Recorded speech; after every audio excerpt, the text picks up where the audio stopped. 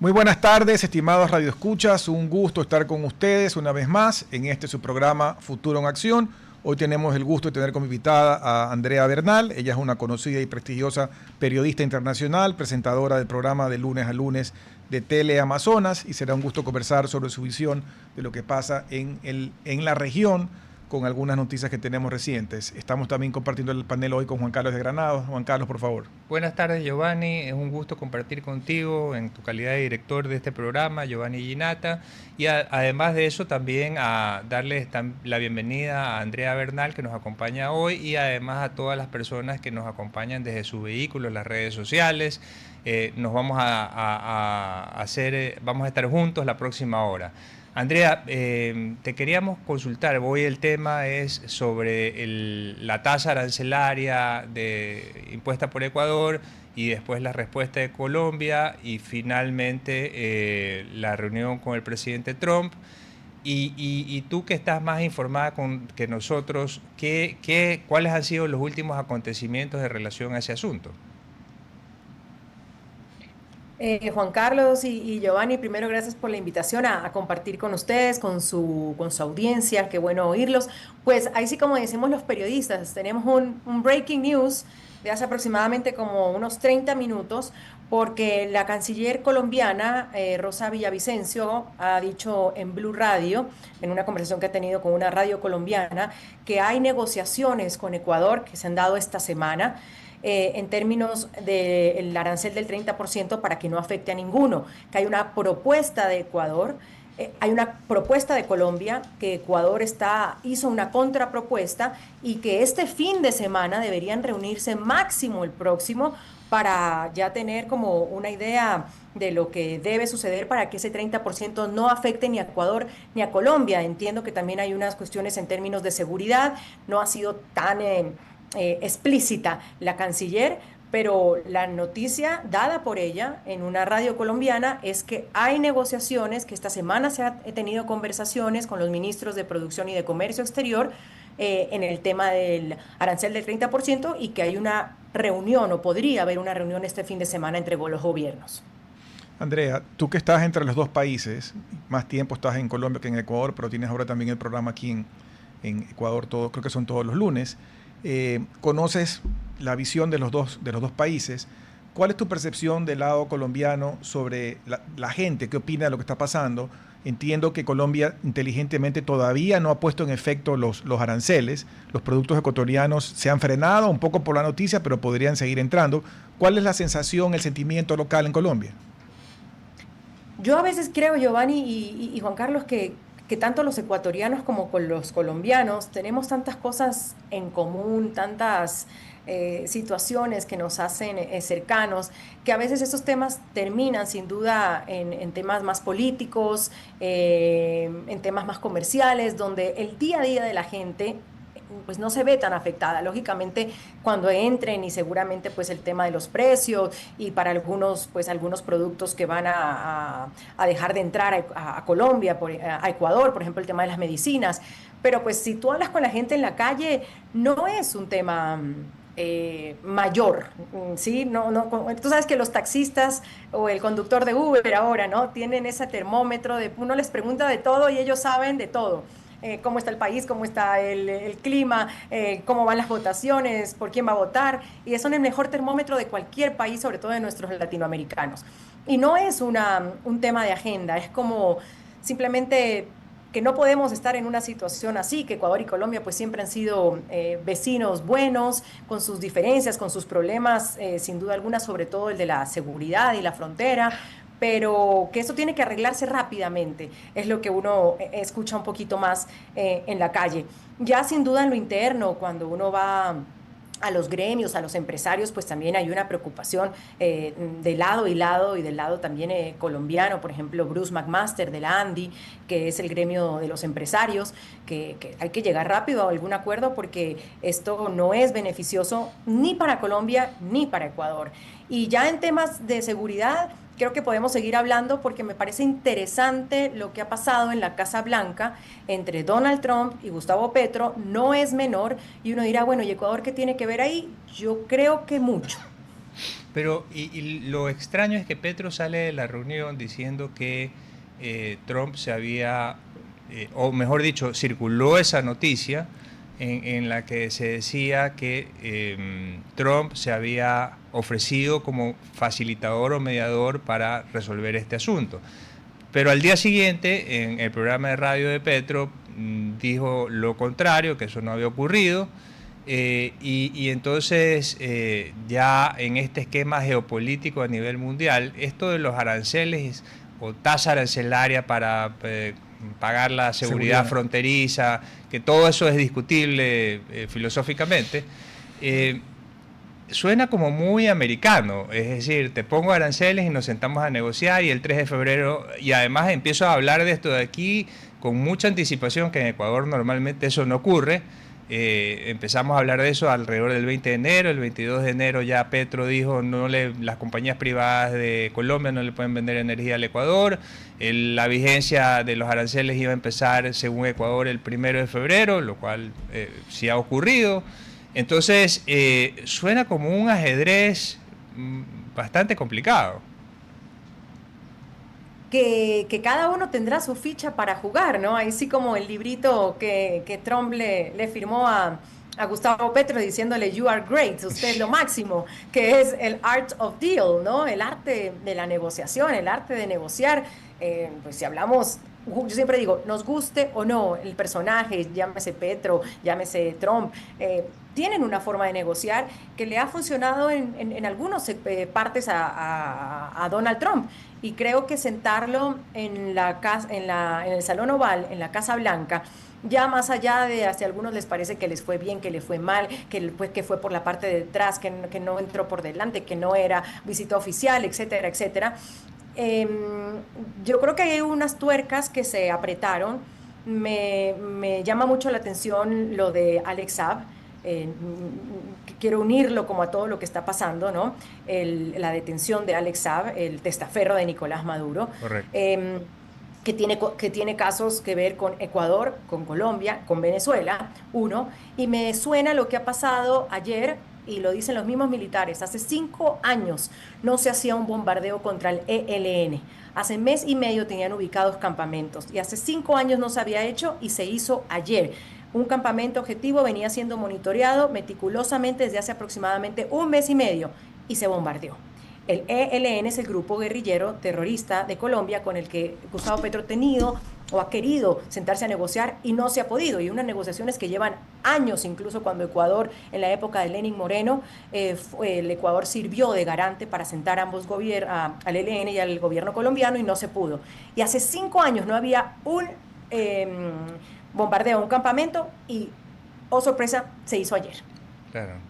Ha ocurrido todo muy rápido. Pero eso es lo que tú mencionabas sobre la Casa Blanca. ¿Cuál es tu lectura en general de lo que va a suceder? Porque parecería que inclusive Petro está colaborando. Lo de ayer del bombardeo es un buen síntoma. Él dice que le ha entregado al presidente Trump una lista de capos. No queda claro pues de dónde son. Inclusive hace mención que el tema del narcotráfico no solo se desarrolla en Ecuador y Colombia, sino en Madrid, en Miami, en Dubái, etcétera, y que él tiene información. ¿A dónde va todo esto? Pues no sabría decírtelo, Giovanni, realmente, porque ahí cada uno mueve sus fichas como mejor puede. Yo creo que al hacer Ecuador un aliado de Estados Unidos tiene el sartén por el mango, digámoslo, de decirle, bueno, Colombia tiene que negociar de alguna manera. Yo siento al gobierno colombiano muy abierto a sentarse a hablar, a sentarse a negociar desde el día 1. El gobierno ecuatoriano ha estado un poquito como más en silencio, porque de esta noticia que les conté abriendo el programa no hay una posición todavía oficial del gobierno ecuatoriano frente si quién se ha reunido, qué están negociando, si va a haber esta reunión este fin de semana. Yo estuve en Panamá en el Foro Económico de CAF, donde estuvieron ambos presidentes, donde estuvieron también las cancilleres, y recién el segundo día salió la noticia de que las cancilleres no sabemos si se reunieron incluso o si fue una llamada telefónica que se hicieron, una conversación, dijeron.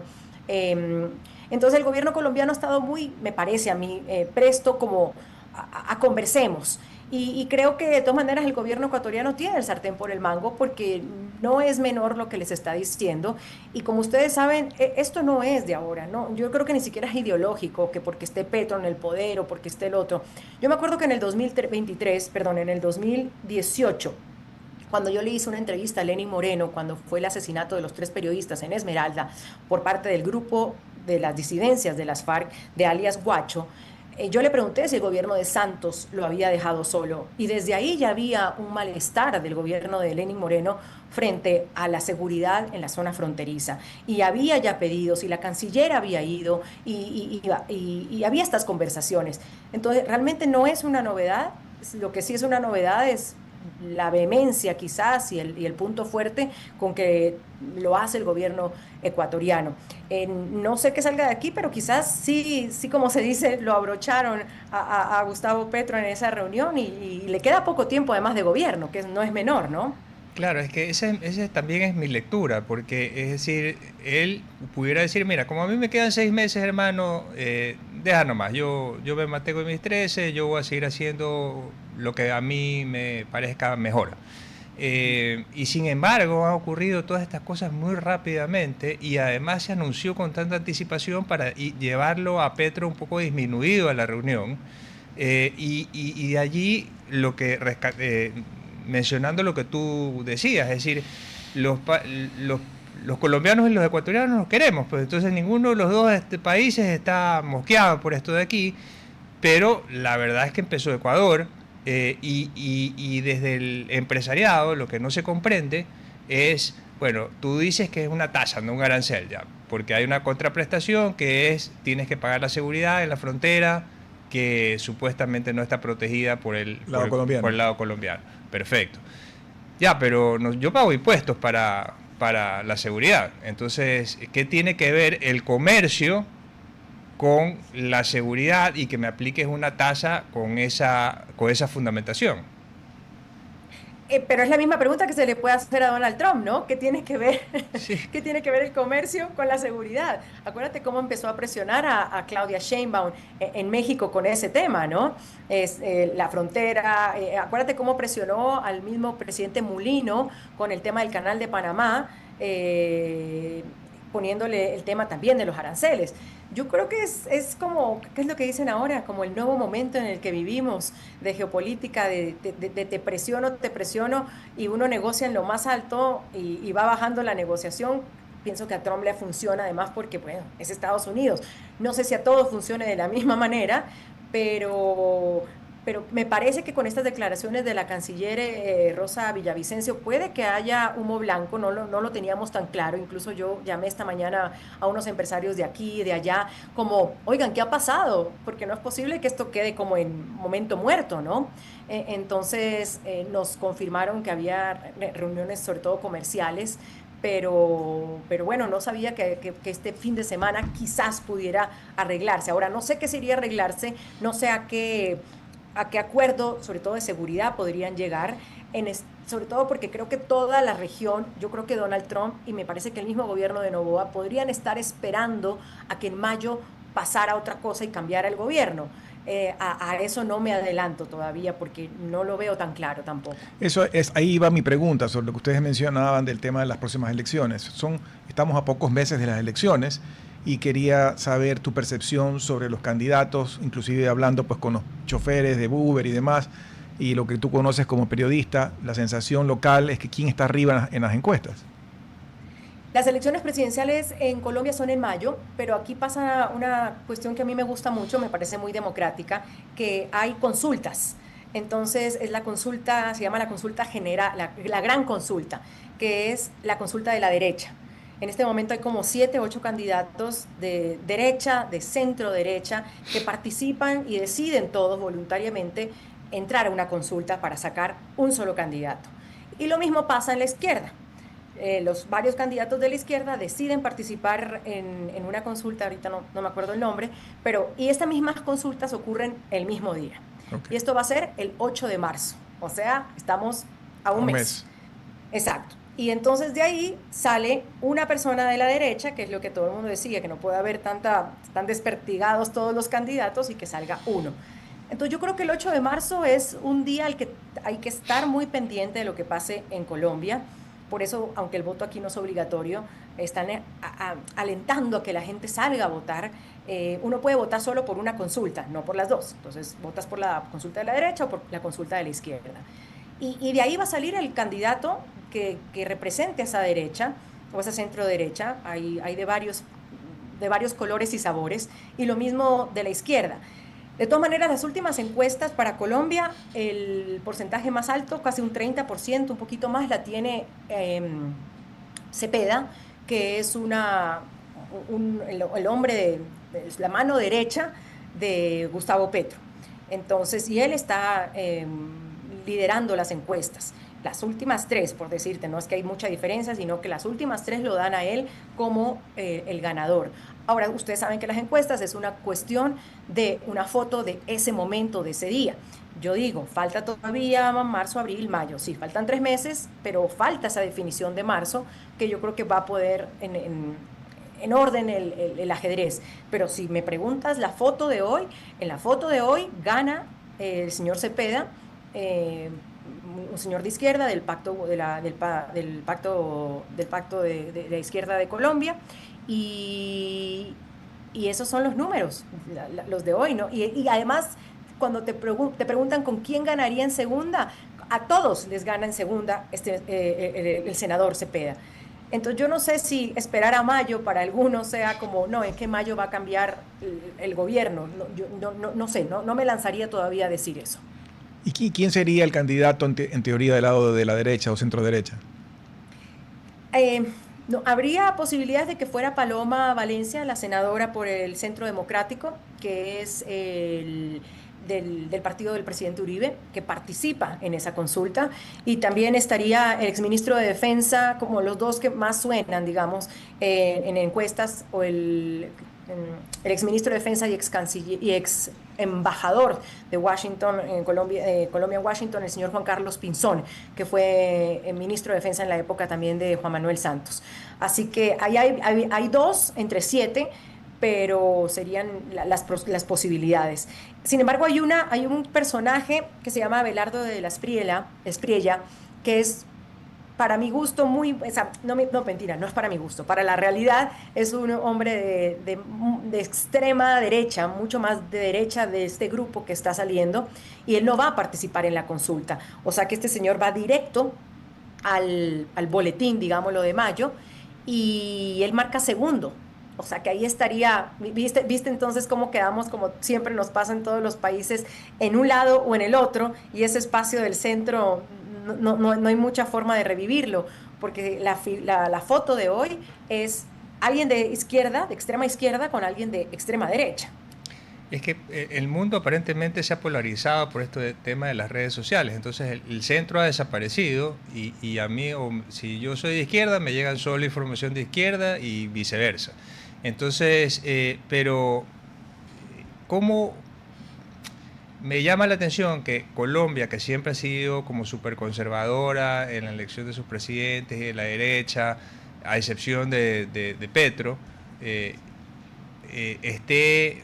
y tenía entendido que no estaba los votantes no estaban muy contentos con la gestión. Pero si Colombia tiene, o los colombianos tienen, como en este momento, en esta foto, que el principal candidato es de la izquierda, quiere decir pues que ha habido un giro en relación a al tipo de candidatos que votan los colombianos. Yo no sé si ha habido un giro, yo creo que ahí el análisis, yo no soy analista política ni mucho menos. Creería que el COVID también marca un antes y un después para nuestros países en América Latina, y que se sintió muchísimo también aquí en Colombia, porque esa pandemia dejó ver también la inequidad nuestros sistemas de salud, la inequidad económica, la quiebra de negocios, el tema de la migración, y creo que eso abrió un poco, digamos, los ojos ante una Colombia que usualmente pues había sido gobernada por la derecha, y dijo, bueno, necesitamos un cambio, y el discurso de Gustavo Petro del cambio cala en un sector importante, pues que lo lleva al poder. Ahora, para algunos de cambio poco, de populismo mucho, y realmente es para otros, y yo creo que también es verdad, Gustavo Petro perdió una gran oportunidad de hacer cambios por un país que sí los necesita, que casi como todos nuestros países de América Latina, porque que digamos que estamos perfectos no es verdad, y se necesitan esos cambios. Y estaba tratando de buscar cuál es la aceptación de Gustavo Petro, que cuando también la gente dice que no, que está mal, entiendo, tiene todavía un 43% de aceptación. Que es Altísimo. buena, es bueno para hacer Es tanto muy tiempo que he buena, estado ahí, exacto. pero mira lo mal informado que estamos, porque yo la percepción que tenía era que la aceptación era muy baja y que más bien lo querían sacar ya a patadas, y por lo que estás diciendo no es así. No, no, no. Y si sigo hablando con ustedes, Sí. la voy a buscar exactamente cuál es la gestión de Petro según las últimas encuestas. Como hay muchas encuestas por la cuestión política, están saliendo y entiendo que es de entre 40 y 43. Espero no equivocarme, pero no es menos no es 30 y pico, no es 20 y pico, no. Y Está ese muy bien nivel de medida. aceptación es producto de qué, de obra pública, de populismo, de qué. No sé, no lo sé, ha tomado decisiones, o sea, primero creo que tiene una base y esas bases siempre son importantes y esa base la está mostrando su candidato Iván Cepeda. Es un número con el que llegas, que es el 30%. Y eso ya te dice muchísimo. Es como en todos los países hay un partido político o hay un tema ideológico o alguien o un líder que llega siempre con estos números. Estos son mis números. El pacto histórico y Gustavo Petro siempre han llegado con unos números. Ahora, no sé qué tanto sea el techo y no haya más para crecer, pero la aceptación de Gustavo Petro hoy por hoy está entre el 40 y el 42%, tomando decisiones. Yo creo, algunos dicen que no, a mí me parece que puede ser que sí. El tema del salario mínimo, por ejemplo. No hubo un acuerdo entre empresarios. Aquí cuando no hay un acuerdo entre empresarios Los y, empleados, Trabajadores. los trabajadores. y trabajadores, el presidente lo hace por decreto y lo elevó al 23%, que estamos esperando todavía el golpe de eso, pero popularmente suena muy bien. Claro. Claro. Y todos queremos que se eleve el salario mínimo y que la gente en todos nuestros países gane mejor, sin duda alguna. Pero entiendo que no tenía un tipo de tecnicismo, que incluso se proponía un 15 y él dijo, no, entonces 23. Y en un momento electoral, pues suena muy bien, ¿no? Y eso puede estar ayudándolo. Yo creo que también el tema con Estados Unidos lo ha visto un poco como la víctima del tema de la lista de la OFAC, incluirlo en la lista Clinton, y él sabe, y es un buen narrador, aunque a veces parezca que no hila ideas, Sí. pero él sabe a quién le habla. Y eso creo que también el tema de la soberanía y siempre cala en nuestros países. Y yo creo que eso también lo ha elevado un poco llegando a esta recta final. Y la parte de la seguridad ciudadana en Colombia, aquí hemos estudiado el caso de Medellín como Ejemplo. un modelo de éxito. Entonces, ¿cómo está la seguridad ciudadana? ¿Cómo está y cómo se percibe? Yo creo que estábamos mejor. Ahora la pregunta es comparado con qué, ¿no? ¿Comparado con qué? Yo creo que estábamos mejor en términos de territorio, quizás, en el tema de la fuerza pública.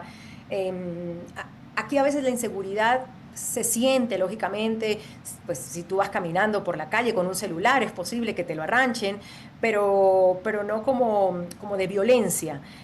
Pero sí en territorios donde había como más paz, por ejemplo en las fronteras, en el tema del Catatumbo, donde está el ELN, esos lugares ya estaban como más tranquilos. Y en la época de Gustavo Petro, para algunos, muy cuestionado el tema del plan de la paz total, que para algunos ha sido la paz del fracaso.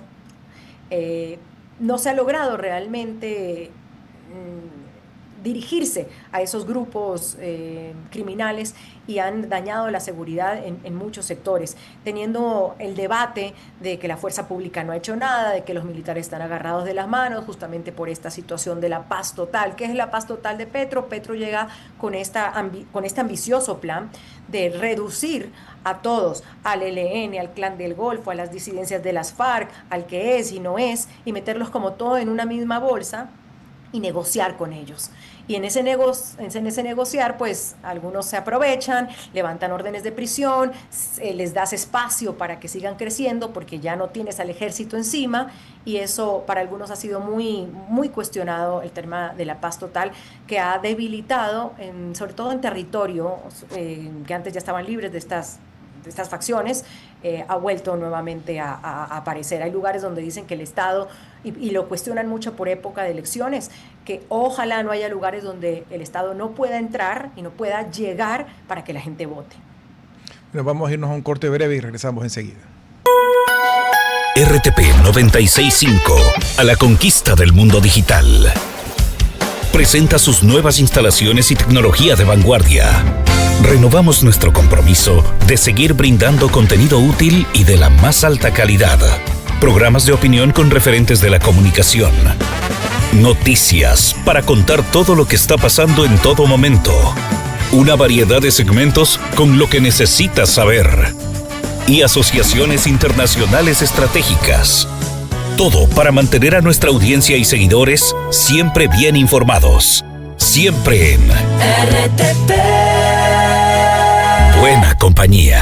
Gracias por regresar con nosotros a su programa Futuro en Acción. Para las personas que recién se enganchan, estamos conversando con la prestigiosa periodista Andrea Bernal y hemos venido hablando sobre la situación, sobre su visión de lo que ha pasado entre Ecuador y Colombia y también la realidad con Colombia.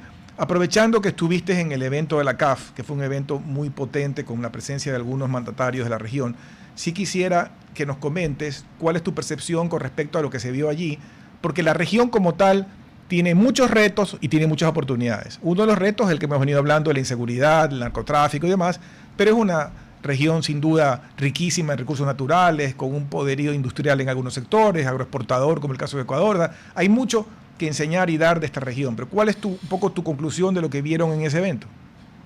Antes, Giovanni, como uno es periodista, entonces me puse en el comercial a revisarte bien la cifra. Okay. Esta es una encuesta de Invamer de noviembre del 2025, la que encontré. Petro tiene una aceptación del 38%. Pues buena. Lo interesante es que subió 2 puntos de lo que estaba hacía 2 meses. Entonces hay que ver cómo mide ahorita enero, es la que estaba buscando, pero está entre el 38 y 40% aceptación de Gustavo Petro en Colombia, que como tú decías, pues no es nada mal, no es nada mal, y se ve un poco reflejada en lo que tiene hoy pues su candidato. Eso para tener las cifras como son. Mira, lo de Panamá es muy interesante, primero por lo que logra la CAF, que es el Banco de Desarrollo de América Latina y el Caribe, a su cabeza de Sergio Díaz Granados, que es un colombiano que ha logrado hablar con todos, y al final ya no importa ideología, si eres de izquierda, si eres de derecha, has logrado que los gobiernos además vean esta multilateral como una ayuda realmente para el continente, y ellos están muy enfocados en los temas ambientales, es el Banco Verde incluso le llaman, y el tema de seguridad. Y ahora, no es menor, porque yo estuve el año pasado también en el foro y había solo 2 presidentes, estaba Mulino de Panamá y Peña de Paraguay. Pero en esta ocasión, sin duda, sorprende, tienes casi 7 presidentes, perdona que lo diga, pero ni siquiera la Iberoamericana, ni la CELAC, tampoco en la que yo estuve en Santa Marta, lograron que presidentes fueran de ese calibre, y aquí estuvieron en Panamá. Y tuve la oportunidad de escuchar a algunos, la verdad no lo escuché a todos, porque incluso estaba Kast como presidente electo de Chile. Empezó hablando Lula da Silva, luego siguió Gustavo Petro, luego siguió el presidente Noboa. Y aunque sean de izquierda, sean de derecha o alguna vez hayan estado cerca, yo digo, del caso de Lula, del chavismo y esto, todos coinciden, y no sé, me da como un poquito de esperanza, aunque puedo ser medio ingenua también, que América Latina sola, o mejor dicho, nuestros países solos no pueden. América Latina tiene que unirse y de alguna forma. y tienen que tener un plan regional, sobre todo en el tema de seguridad, que yo creo que es lo que más está llamado a combatir, porque sin seguridad no hay desarrollo, sin seguridad no hay inversión, sin seguridad pues no hay nada. Entonces me parece interesante que ese es como lo que queda, ¿no? Y yo decía en unos videos que hago para Instagram y eso, que en Panamá sucedió algo que no sucede usualmente en América Latina, que es poder tomarse una foto sin que pensemos iguales. Y eso es lo complicado desde la política, desde los empresarios, desde los periodistas, desde el ciudadano común, que si pensamos diferente, entonces no nos invalidamos. Y esa foto en Panamá marca mucho porque es eso, es poder tomarse la foto pensando diferente. ¿Y a qué le atribuyes ese cambio de visión de América Latina? Porque, como decía Giovanni, es decir, tenemos un súper potencial. Yo creo que es una de las zonas del mundo que podría generar más prosperidad si trabajamos en conjunto, ¿no? O sea, obviamente hay un tema, por ejemplo, en el transversal seguridad. Es decir, si un Chile, por ejemplo, Chile antes uno salía y caminaba y no pasaba nada. Ya eso ya no es así. Entonces todos tenemos ese problema, pero Chile no lo puede hacer solo, lo tenemos que hacer todos juntos porque son delitos transnacionales usualmente, especialmente el narcotráfico, el lavado, etcétera, etcétera. Entonces, dentro de ese esquema, viendo todas estas visiones diferentes de los presidentes, ¿cómo así, que me parece fantástico para todos, cómo así hay esta nueva visión de... me tomo la foto con los que están en desacuerdo conmigo? Pensaría, Juan Carlos, a que les toca. A veces te toca hablar con el que piensa distinto, a veces te toca sentarte con el que no estás de acuerdo, a ver si encuentras un punto en común que te sirva a ti. Y yo creo que uno les toca. Y otro también creo que puede haber, no sé si lo quieras llamar, el hermano mayor, el papá, no, como sea, el que está poniendo, no sé, para algunos desorden y para otros orden, pero es Estados Unidos, que está también un poco alineando la región, ¿no? Mira lo que pasó en Costa Rica, es electa una mujer de derecha, mira lo que pasó en Bolivia, mira lo que están mirando lo que va a pasar en Colombia. Ecuador se vuelve un aliado importante de Estados Unidos cuando por muchos años ya no lo era, no lo fue. Está Argentina, Venezuela. Entonces es como alinearlos y decirles, bueno, señores, empecemos todos a pensar como todo, como un conjunto y ayudarnos, porque no sé si hay de otra. Y de todas maneras sí tenemos que empezar a pensar un poquito en conjunto, en que aunque sea hay un tema en común, y tú lo dijiste clarísimo, es el de la seguridad. Y yo siento que hablando con representantes de otros países, hablando con los ministros, escuchando a los presidentes, el común denominador, y con mucho dolor, es el tema de la seguridad, y es el tema del crimen organizado, y es el tema del narcotráfico y la minería ilegal, y cómo esto nos tiene cooptados nuestros países y nos está desangrando.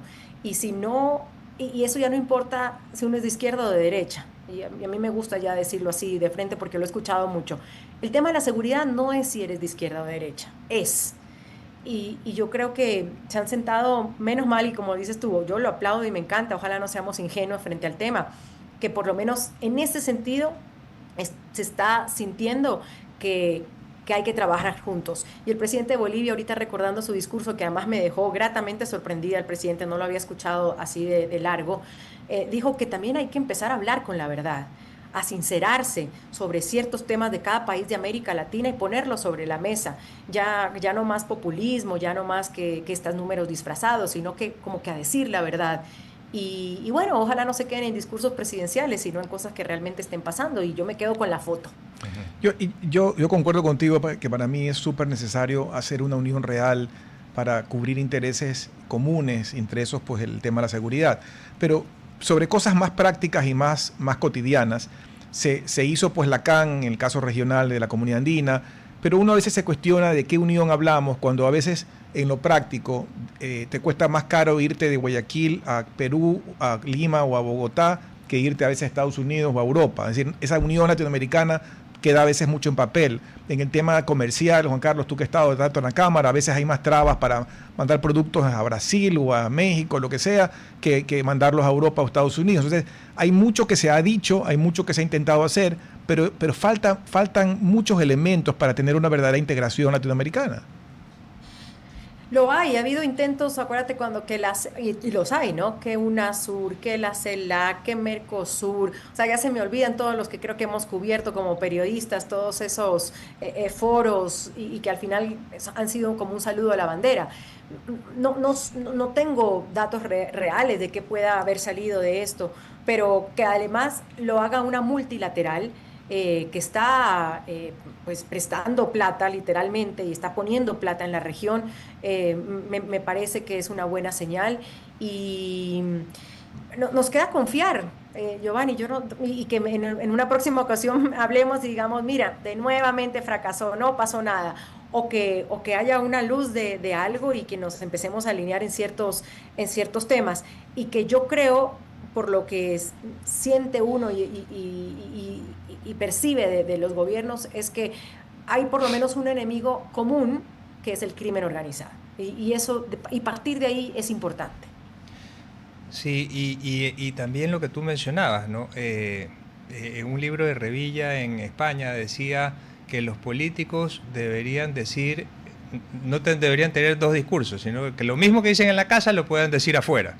Y en el momento que empezamos a hablar con esa transparencia, y yo creo en la transparencia en las organizaciones en general, es decir, decirle a la gente de la organización, oye, estamos mal, o estamos bien, o esto nos falta, y transparentar los números, transparentar todo para que todos podamos entender. Además que en este siglo nos enteramos de las cosas en segundos, después de lo que estamos hiperinformados, demasiado informados en realidad. Entonces, sí creo que debemos cambiar la forma de hacer política, y creo que el presidente Trump lo que está estableciendo, lo que también mencionabas con otras palabras, es el nuevo orden mundial. Es decir, la OTAN la crearon los Estados Unidos, la financiada en su mayor parte los Estados Unidos. Ya están amenazando de salirse de ahí para que Europa también se alinee. De ahí también a las Naciones Unidas ya le dijeron que han dejado de participar. Y así sucesivamente con todos estos organismos multilaterales que en su momento tenían una misión importante.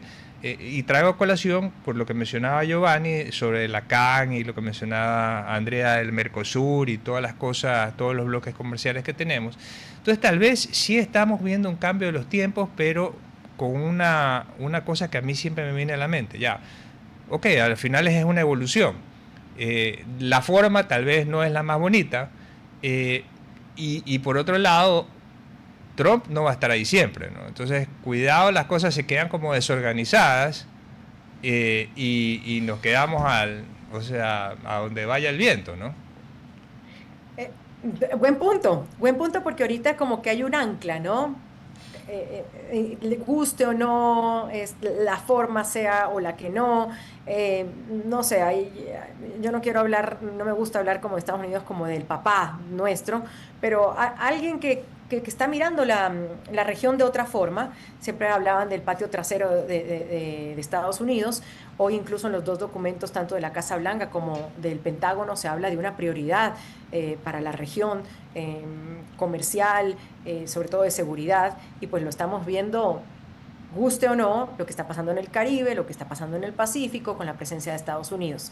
Pero claro, también creo, como lo que tú dices, no lo había pensado en ese sentido. Trump no es para siempre y tendrá que mantener esta nueva forma que se ha hablado, lo que pasó en Davos, por ejemplo, lo que ha pasado en Panamá, es de hacia dónde vamos y cómo nos quedamos, porque siempre también en América Latina, Juan Carlos y Giovanni, recuerden ustedes, está el tema del péndulo, ¿no?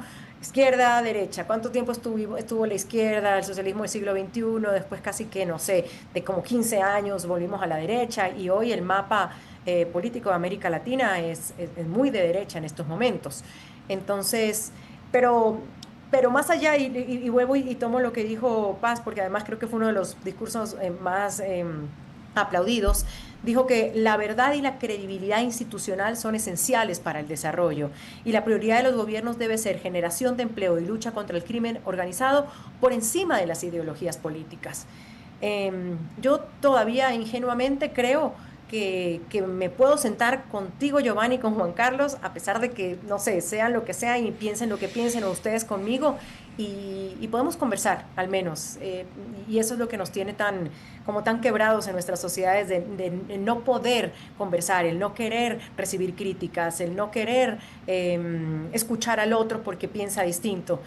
No sé, yo creo que siempre aprendemos de alguien que piensa distinto, y si piensa muy distinto, pues por lo menos lo escuchamos y le damos el valor de poder expresarse y ya está. Salir del algoritmo, dicen algunos. Y volviendo a lo que mencionabas de Estados Unidos, digamos, y eso del patio trasero, y de, más bien, por muchos años se criticó que Estados Unidos se olvidó de nosotros y se puso a mirar Medio Oriente, Asia y otros lugares, y Latinoamérica, que estaba junto a ellos, pues no le paró bola. Ahora que se está metiendo, también lo criticamos. Yo no, tal vez no comulgue en algunos temas de forma de lo que como actúa el presidente Trump, pero yo aplaudo que por lo menos él se está metiendo a hacer cosas. La extracción quirúrgica del presidente Maduro, yo creo que eso va a pasar a la historia, y además saldrán algunas películas de Hollywood alrededor de esto, y yo creo que sí está removiendo el tablero en una Venezuela que de otra manera no hubiera pasado nada. Ya se está manejando el petróleo de otra manera, está pasando lo que tú comentabas ahora de SAP el día de ayer. O sea, hay cosas que están pasando. Puede ser que a todos nos hubiera encantado que el día siguiente lo pongan al señor González Urrutia y a María Corina Machado en la presidencia y vicepresidencia respectivamente de Venezuela, pero creo que tampoco era tan fácil hacerlo así. Así que ahora, como tú dices, confiemos de que los pasos se van a ir dando para volver a ver una Venezuela libre, ¿no? Yo admito que yo era una como de las despechadas que dije como, Dios mío, ¿cómo así dejaron a los Rodríguez? O sea, no entiende uno por lo que tú dices, ¿no? Quiere uno que todo sea muy rápido, y quizás yo fui de las que cuestioné como, bueno, ¿en qué quedamos? Sacaron lo que querían sacar y se quedaron con el resto ahí. O sea, es el madurismo sin Maduro. Pero creo que han sucedido cosas y han sucedido rápido también. El tema, por ejemplo, de los presos políticos. Yo también fui bien enfática. Si no hay liberación de presos políticos, en Venezuela no ha pasado nada. Y al principio sacaron unos cuantos, y entiendo, hay como 800,000 presos políticos, y entiendo que van ahora como en unos 300, 400, van saliendo. Esta mañana también salieron otros. Hay unos nombres insignia como el señor Guanipa, que todavía no lo han liberado, pero hay unos pasos. Lo de SAP, cuestionaba yo, bueno, entonces si SAP se fue, ¿quién va a ser el siguiente? Porque todo el mundo está diciendo, bueno, ¿y qué fue de Diosdado Cabello, no? Hoy también María Corina Machado lo dijo, creo que para un medio, que se estaban hablando de unas elecciones, y lo dijo ella, dentro de 9 a 10 meses. O sea que ya hay una fecha, lo dijo esta mañana, de posibles elecciones en Venezuela. Yo hablaba con un funcionario estadounidense que él mismo decía, a nosotros nos hubiera encantado sacar a todos, pero la operación era tan quirúrgica que había que sacar a los que estaban en el lugar que fuimos, que eran Cilia y Maduro. Si buscábamos a Diosdado o a los otros, la operación no funcionaba. Era una operación tan perfecta que no iba a funcionar de otra manera. Y me decía, ten paciencia, Andrea. Y bueno, como tú dices, están pasando cosas. Creo que Estados Unidos ha aprendido del Medio Oriente, es decir, que cuando sacaban a alguien y ponían al elegido, no funcionaba, porque es como lo de Libia, mira lo de Libia. Y todo en Ecuador. En Ecuador, es decir, hay una base fuerte en los mandos medios del gobierno, de todas las funciones del Estado, que son correístas, que tú pones un ministro arriba que saben que es temporal, y entonces no ejecutan lo que el ministro pide que se haga. Entonces boicotean desde adentro. Ahora, imaginémonos en Venezuela, con fuerzas armadas en contra, o sea, una cosa, o sea, mucho peor que acá. Entonces, tal vez eso es. Ahora, lo que yo me pregunto es, si lo hubiera hecho Rusia, ¿cómo estaríamos hablando ahí? Es decir, tendría, y que nos digan, pero bueno, sí, liberamos al 30% de los presos, y entonces, porque ya ahí estamos abriendo una puerta que puede tener una cantidad de sorpresas. Pero ¿cómo así? No entiendo. Si hubiera llegado Rusia a Venezuela, si hubiera hecho esto, En lugar de haberlo hecho Estados Unidos, lo hubiera hecho Rusia. Rusia y China también estaban ahí y estaban súper interesados por la parte energética. Irán también. Irán también, por el petróleo, por los minerales, los minerales raros. El uranio. Los metales raros que ahora se necesitan. Todo eso, ese era un juego súper importante para el mundo. Y entonces Rusia también hubiera podido decir, o en el futuro podría decir, a ver, pero espérate un ratito, pues si Estados Unidos hizo esto, yo también soy bueno y también lo hago de esta manera. Entonces, ¿cómo se mide ahí? La cantidad de presos que uno libera, si liberas, no liberas. Es una puerta importante la que estamos abriendo ahí. ¿Qué opinas? Yo creo que sobre todo uno y las preguntas que yo me hacía era si Estados Unidos estaba pensando solo en el petróleo o en la democracia. Porque al inicio, imagínate, ¿te acuerdas cuando Trump estaba en el avión y repitió como 22 veces la palabra petróleo? Y yo era como, no puede ser. Queremos escuchar la palabra democracia. Sí. El regreso de la democracia a Venezuela, no los negocios del petróleo. Y claro, de todas maneras había también un video en TikTok que le preguntaban a un venezolano y decía, ¿y qué crees? Que los rusos que creían mucha democracia también venían por el petróleo, es decir, a todos les interesa el petróleo. Y después creo que Marco Rubio fue también más claro cuando dijo, nosotros tenemos nuestro petróleo, a nosotros no nos interesa el de Venezuela, lo que nos interesa es que ni los rusos ni los chinos tengan ese petróleo. Entonces yo también creo que fue lo que tú bien dices, mirar a la región de forma pragmática, porque así es la política también y así son. Yo trabajé en la Embajada de Colombia en Washington un año y si aprendí algo fue que los americanos o los estadounidenses son pragmáticos. No importa si eres de izquierda, si eres azul, si eres rojo, si eres chino, son pragmáticos. O sea, ¿qué me sirve a mí? Y lo ha dicho Marco Rubio siempre, ¿cuáles son los intereses de Estados Unidos? Y ahí está clarito. Bueno, Andrea, se nos ha acabado el tiempo. Muchísimas gracias por dedicarnos esta hora de tu tiempo. Espero que regreses pronto porque siempre habrá mucho que hablar y sobre todo con esta visión de unirnos como latinoamericanos hay que hacer mucho trabajo todavía. Muchas gracias a ti y gracias también a todos los radioescuchas. Hasta el día de mañana. Hasta aquí, Futuro en Acción. Control Master Marisela Basantes. Transmisión digital Gerardo Díaz. Redes sociales Erika Eras. Edición Oscar Saavedra. Dirección Javier Gamboa. Todos los derechos reservados. RTP 2026.